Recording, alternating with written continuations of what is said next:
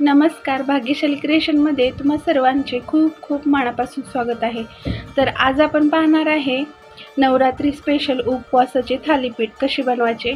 तर व्हिडिओ शेवटपर्यंत नक्की बघा। जर आजचा हा व्हिडिओ तुम्हाला आवडला तर प्लीज व्हिडिओला लाईक, शेअर आणि अजून व्हिडिओ पाहण्यासाठी चॅनलला सबस्क्राईब करा। तर वेळ न घालवता रेसिपीला सुरू करूया। उकडून घेतलेला बटाटा आहे, त्याला मॅश करून घेतलेला आहे।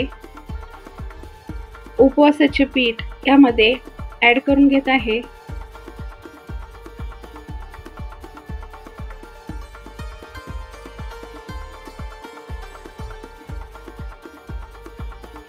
त्यानंतर लाल तिखट टाकायचे, हिरवी मिरचीची पेस्ट असेल तर तेही टाकायचे,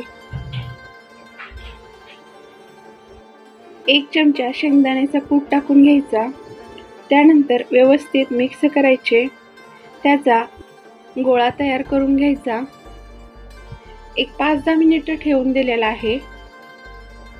त्यानंतर हातावरतीच या पद्धतीत थापून घ्यायचे।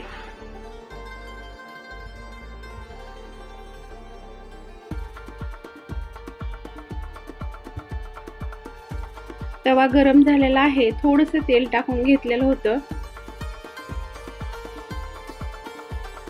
चांगलं मस्त असं खरपूस होईपर्यंत भाजून घ्यायचं। दोन्ही साइडनं भाजून घेत आहे।